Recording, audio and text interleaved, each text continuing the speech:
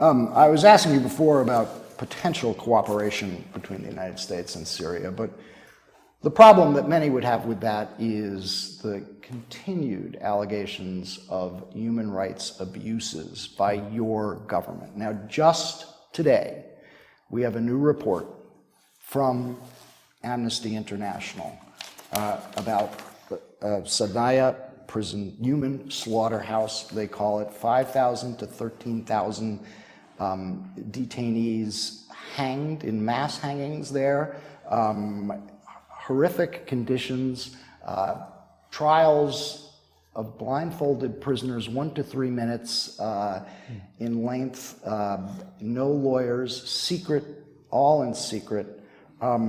This would, on its face, be contrary to every aspect of international law. Yeah. What do you know about what's going on in that prison?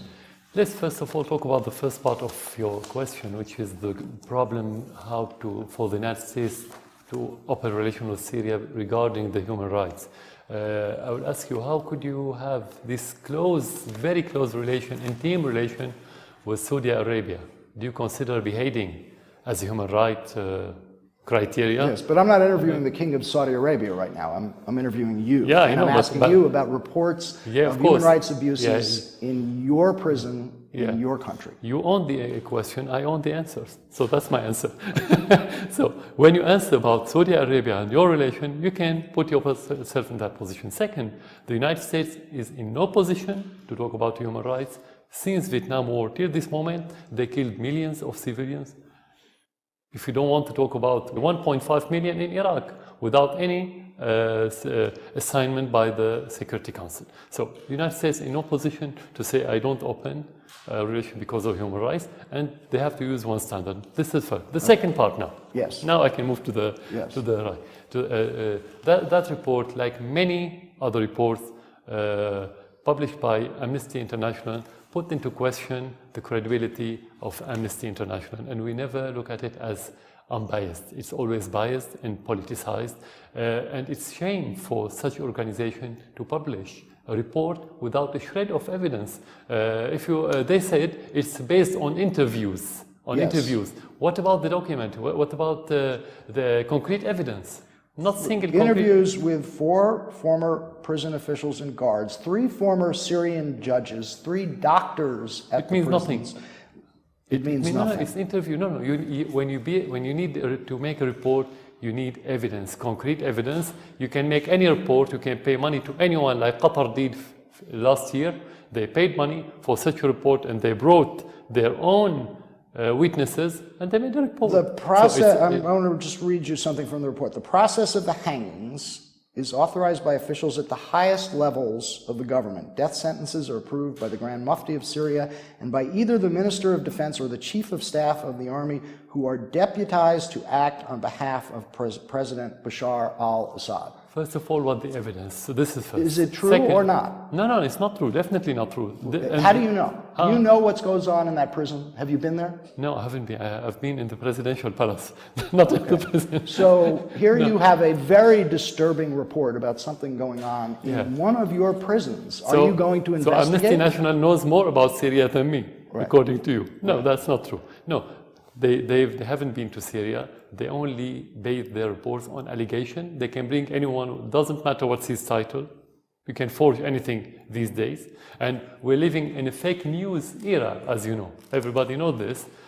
So we don't have to depend on this. Second, you have to talk about reality. They said in their report that we made serial executions. Is that correct? Yes, mass hangings. First of all, execution is part of the Syrian law. If the Syrian government or institution wants to do it, they can make it legally because it's been there for decades. Secret trials, no lawyers? Why do they need it if they can make it legally? They don't need anything secret. Is that legal in your country? Yeah, of course it's legal. For decades since the independence, the execution, according to the law, after a trial, is a legal action, like any other court in many countries in this region. Will you allow international monitors to visit that prison and inspect and investigate these reports?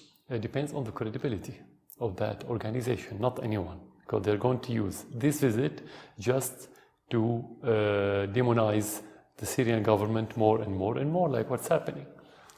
This is not the first time that very serious human rights allegations have been made. Just last week, a woman in Spain, Syrian, filed a lawsuit accusing 9 of your senior government intelligence and security officials of human rights abuses. Her brother had disappeared in one of your prisons.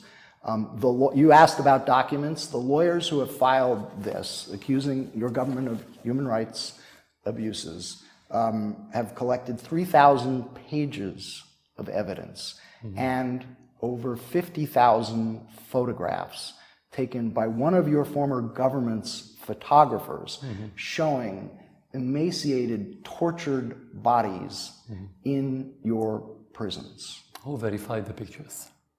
Who they verified that they're not edited and photoshopped and so on? Have you seen the photos? No, I didn't.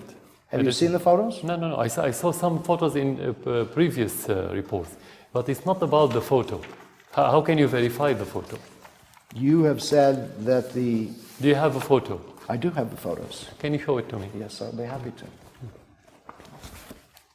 Here. Okay. This photo, have you verified who are those? Because you have it and because you mention it in front of your audience. There's a number of photos. You have to convince your audience. You cannot mention such a picture without verifying who are those and where and everything about it, just to put it in front of the audience, tell them, oh, they've been killed by the Syrian soldier. The woman who filed the lawsuit, the Syrian woman who filed the lawsuit, says she saw her brother in those photographs. At the end, these are allegations. We have to talk about concrete evidence. At the end, that's how you can base your judgment. Not that anyone can say whatever he wants. You said that you believe these photos may have been doctored. The U.S. State Department gave these photos to the American FBI crime lab, digital lab.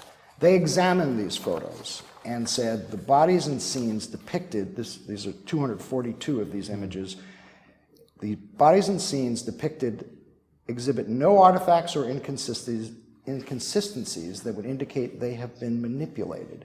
As a result of the above observations, all of these 242 images appear to depict real people and events. Who said that? The FBI. Have you seen their report? No. When was that? That was 2015. Yeah, the question, when your institutions were honest about what's happening in Syria. That's the question. Never. For us, never. So we don't have to rely on what they say. If the FBI says something, it's not something, it's not evidence for anyone, especially for us. The most important thing, if you take these photos to any court in your country, could they convict any criminal regarding this? Couldn't they tell you what this crime, who committed?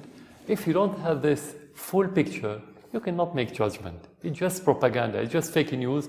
They want to demonize the Syrian government. In every war, you can have any individual crime. It happened all over the world, anywhere, but it's not a policy. But let me if I hear what you're saying, the FBI is just forwarding propagating propaganda. Amnesty International is propagating propaganda. Everybody is conspiring against the Syrian government. Why? Ask them. You're the one making the allegation. No, I'm not making an allegation. They supported the terrorists. And you go back to what they said. John Kerry, a few months ago, said, by his voice, that we were watching ISIS advancing, and we expected the Syrian president to make concessions. What does it mean? Obama said it in an interview, in one of his speeches, that the war on Iraq created ISIS. So who supported ISIS? We didn't create it. You created. The United States created all this mess. Who supported the rebels and called them moderate rebels while they became ISIS and al-Nusra in Syria? We didn't. So it's not conspiracy. These are facts. This is reality. We didn't give money. We didn't support these terrorists. Your country supported them. UK, France, publicly, and they said they sent armament. We didn't. So you can take that. It's not my allegation. It's your official allegation, including Joe Biden, the vice president of Obama. He said, about Saudi Arabia and other countries That's supporting Saudi this Arabia, extremism. but the United States... So if and it's allegation, it's their allegation. It's American allegation before it's been Syrian allegation. The United States and its coalition partners have been bombing ISIS in Iraq and in Syria. It's supporting the Iraqi army in its efforts to liberate Mosul from ISIS. How can you say that the United States is supporting ISIS? Can you explain to me how could they defeat ISIS in Iraq and ISIS was expanding since the American coalition started Is it attacking expanding Syria? now? It's been expanding. No, Is it expanding now? It started shrinking after the Russian intervention, not the American one. How could they use our oil fields and export with thousands of barrel trucks to Turkey without being seen by your drones and by your satellites, while the Russians could be able to do so and attack them and destroy all their facilities? How? This is cosmetic campaign against ISIS.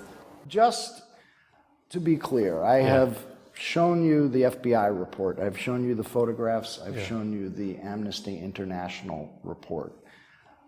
Will you cooperate in investigations to determine if these very serious reports are in fact true?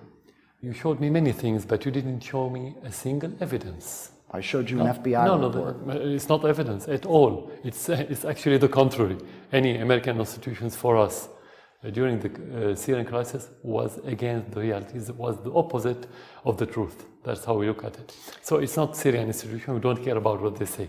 For me, what I care about is what reports I have from Syrian people. And we had investigations because we have many claims regarding not the mass crimes, actually more individual acts. And we've been investigating many, and many people were punished. But that happened in every war.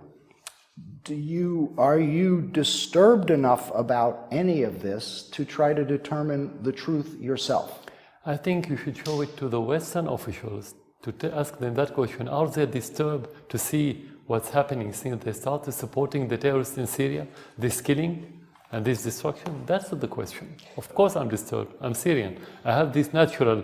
you are disturbed about this? About these reports? What's happening in Syria? No, not about the report. Not about this? No. Okay. I'm disturbed about what's happening in Syria. It's my country. It's been destroyed by proxy terrorists, of course. You have acknowledged that your troops in this war have committed mistakes in its prosecution against the rebels, and that anyone could be punished. So how many mistakes are we talking about? No, I didn't say that. I never said.